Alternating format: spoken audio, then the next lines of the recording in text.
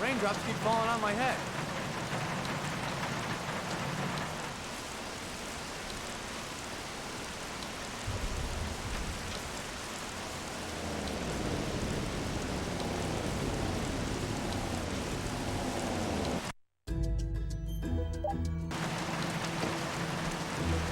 Hey everyone, welcome back to B-Movie Game, and now we're back in the goddamn rain. This game is very true to real life in the mid-Atlantic region, which is that it rains all the fucking time. This rain section is significantly more annoying than the first one, at least in my opinion. For one thing, sometimes, you'll see later on,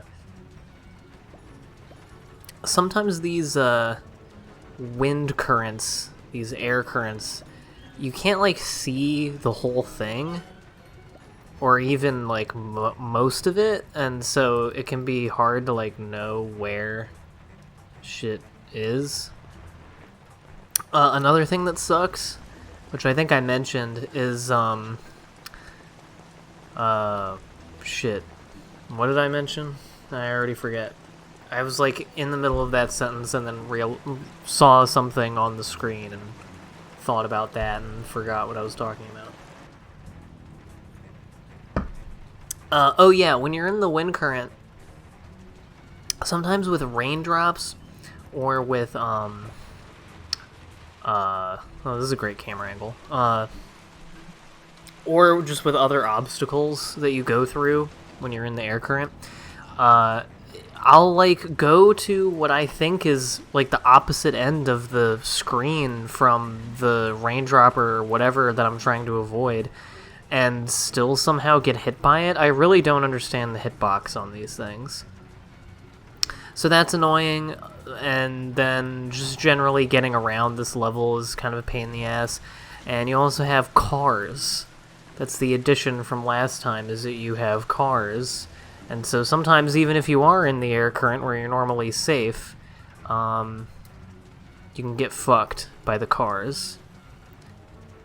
So I kind of tried to get through this one as quickly as possible. I did try to get at least some of the flowers, but it's not really worth it in these rain sections. I try to get all the flowers in the other ones because it's generally pretty easy. They usually keep the flowers away from any real hazards, but not so in the rain.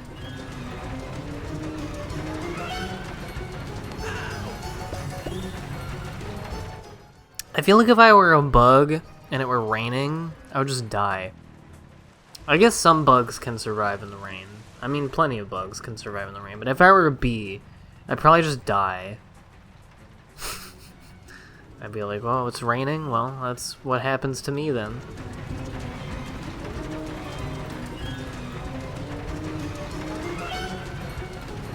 The music that plays when you go through these air currents reminds me so much of the Ratatouille game. A lot of things about this game remind me of that game, actually. The music... just the general, like, you're a little dude, and you have to, like, interact with humans and use, human everyday objects in different ways. Ratatouille is a little bit more, creative and resourceful than this one. 'Cause I guess there's only so many things you can really do when you're a bee. But, the funny thing is, if you're really to go to scale, you're probably not much smaller compared to the humans as Barry in this game than you are compared to the humans as Remy in Ratatouille. So that's funny. I'd like to see a side-by-side comparison. Let's see a team-up. Be the dumbest team-up ever. A bee and a rat. Two, I guess that's not a terrible pairing because they are two species that are generally hated and seen as pests, and specifically not just pests, but like they're scary to a lot of people. and yet they are critical for the survival of the world. Rats, maybe not as much as bees. The other reason that I don't really love the rain sequences is because the rain is so fucking loud. You can hear now, even as I've sped it up, it's just constant. And when you go on the pause menu, I don't know what it is about this game and like continuing certain sounds on the pause menu, as you can see here. I usually cut the saving out, but since I'm speeding this part up anyway, I figured why not. But, whatever. And yeah, I don't even know how you are supposed to get into that fucking air current. It goes like a mile back the other way. I don't know where you're supposed to enter that, but whatever. I go my own way.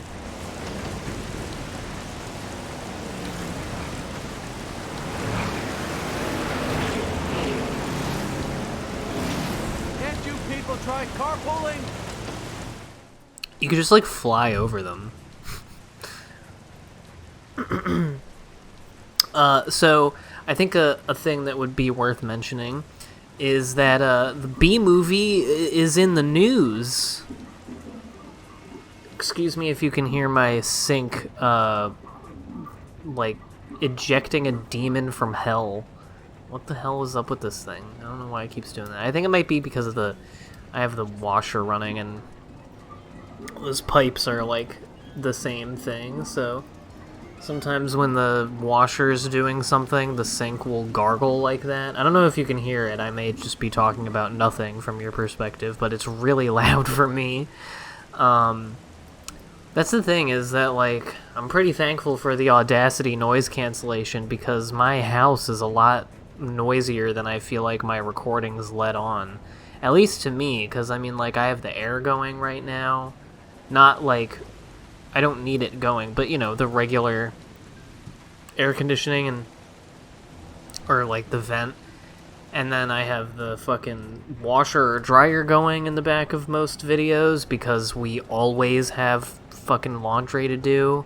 And, this washer is, like, can only take pretty small loads, and they take forever, and usually take more than one cycle to dry. We always will put not that much stuff in there for like 3 hours, and it'll still be sopping wet, and we have to do it again. I don't understand that shit. And I'm getting my fucking ass banged by these raindrops.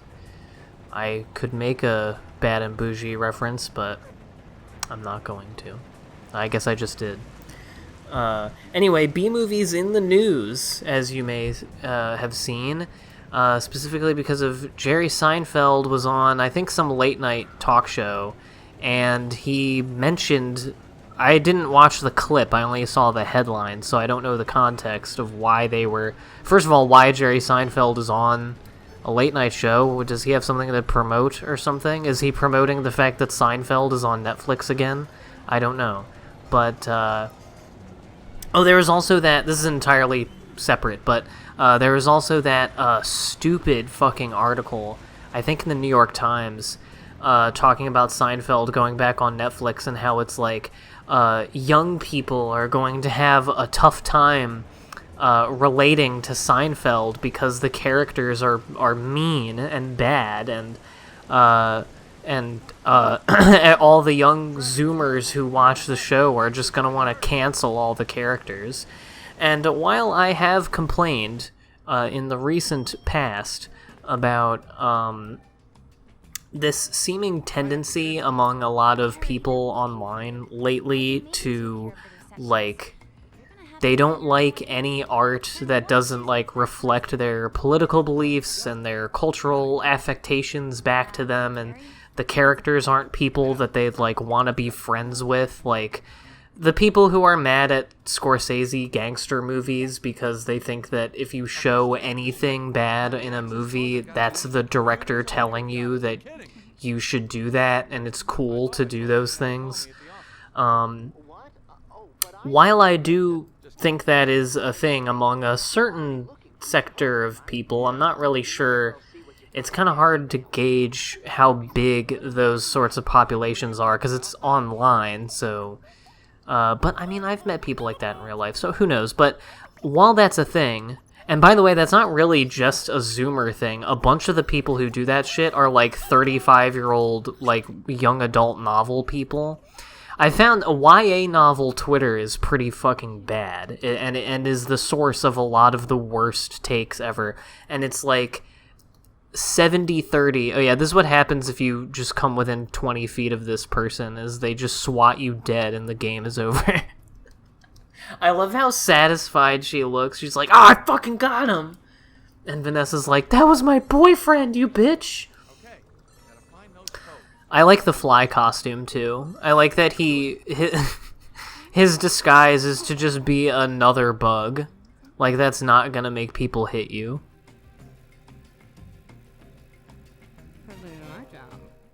Anyway, but yeah, that's like a YA novel Twitter. It's like 70-30, like, people in their 30s who, like, write and consume a lot of YA novels, and the people who you would kind of expect and want to read YA novels, which is teenagers.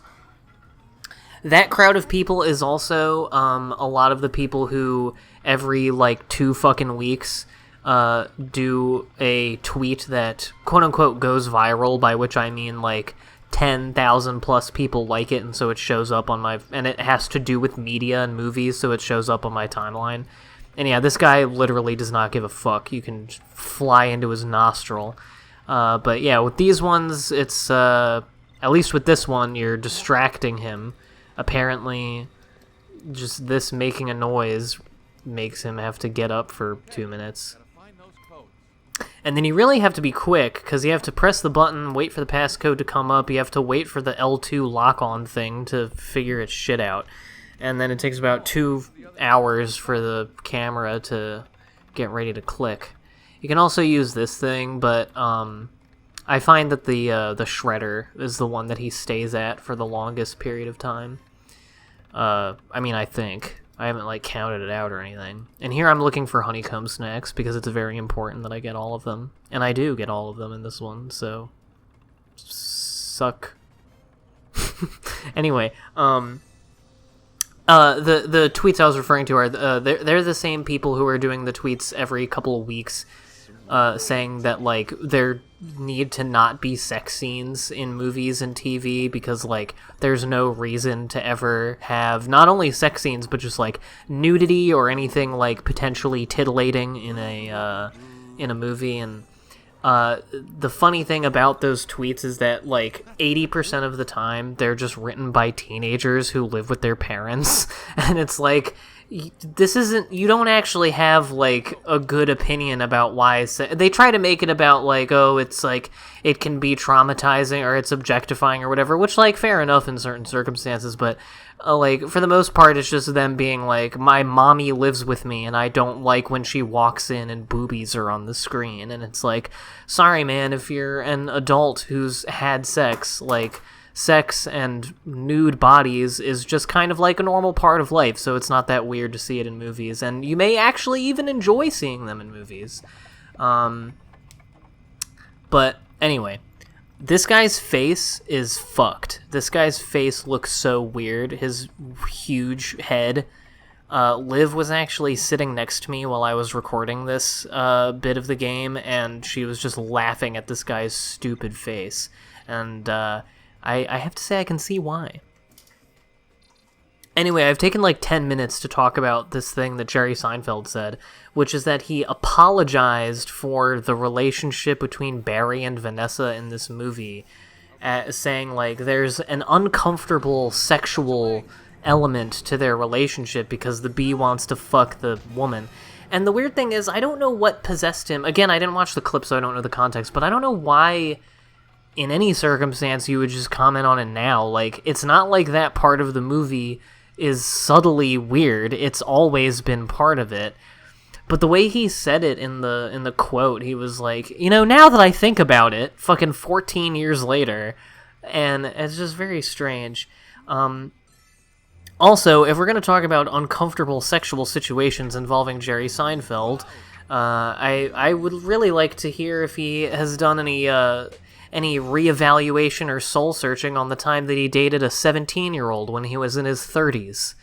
I'd like to hear about, like to hear his thoughts on that. Anyway, let's burn this guy's dick off. Be like the McDonald's lawsuit. By the way, I'll take this opportunity to pontificate about that. I'm sure most of you, if you grew up around the time I did, you probably heard about the infamous hot coffee McDonald's lawsuit. Not the hot coffee mod in San Andreas, although I also heard about that growing up. The lawsuit of the lady who spilled coffee that was really hot from McDonald's on her lap and then sued them for it being hot.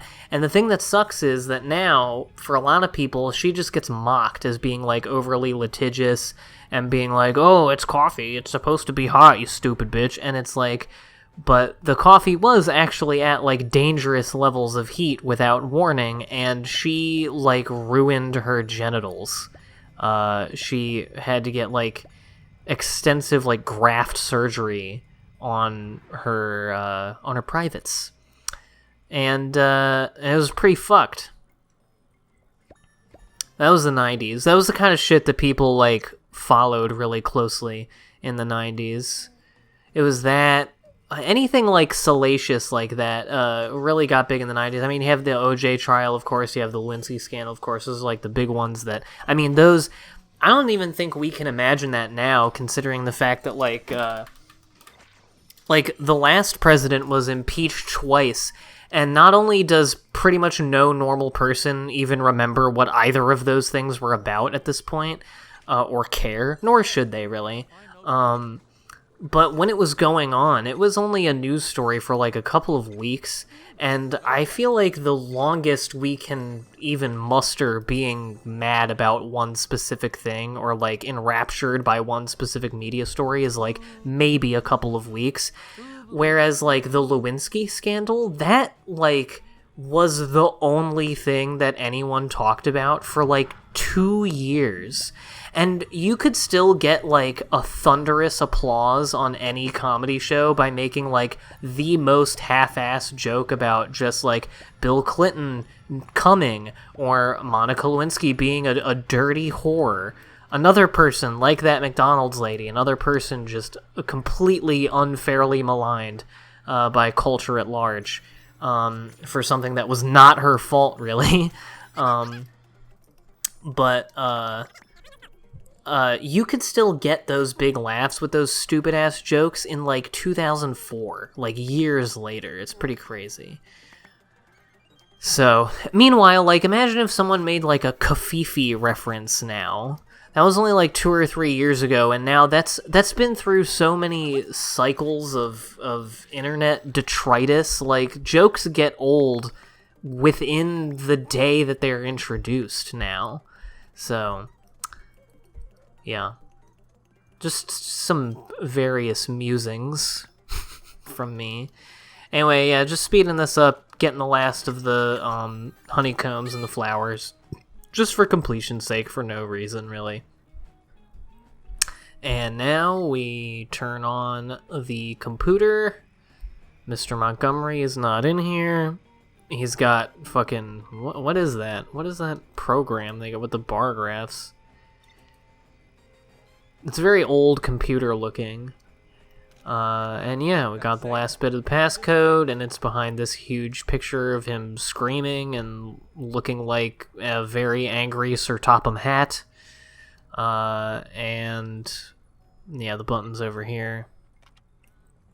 And I actually, I kind of appreciate that when you see Barry in a second here typing in the passcode, that he actually does hit the numbers that show up on the screen. It's not just random. That's the kind of detail, attention to detail, that you can only find in DreamWorks and Activision games. Yeah. It sucks that a lot of my favorite games from my childhood were made by Activision, considering that Activision Blizzard is a terrible fucking company. Oh, and make sure to clean the mortal remains of one Barry B. Benson out of my safe. Oh, really? It seems he was dumb enough to fall into my trap. Now, not only will he lose the case, but he's about to cash in his chips permanently. Oh, note to self, don't forget eggs, milk, and honey.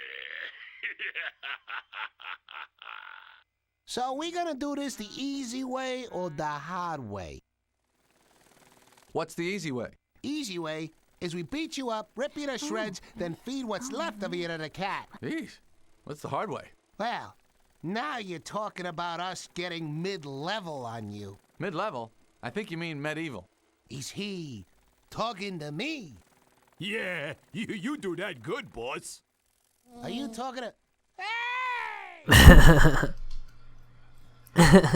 I love the Hornets and how they're like wannabe tough guys. It's pretty good. I like the idea of like these different levels of like bugs that fight you, but these fights are like really uninteresting because they don't really pose much of a threat. They don't shoot you unless you're like right up on them, and they really like you guys know me. I'm not fucking good at video games. I'm barely trying here. I'm just flying around and waiting until the squares turn green and mashing L2 the entire or R2 the entire time that I'm doing this. And I like never get hit, so I don't mind it, but it's just like kind of boring and not very interesting. But I really like the idea of a lawyer who's in a lawsuit against a bug, hiring other bugs to fly around your office to shoot the bug that you don't like. Like, of all the way, like, do you know how fucking easy it is to kill a bug? Like, just do that. Just put, like, poison, put raid in your safe if you expect him to be in there. But, I don't know. I don't know what kind of long game Leighton T. Montgomery is up to. Anyway, let this little thing go out, and I'll see you guys next time. You know what? I think I'll just surprise him. Okay, bye. Bye.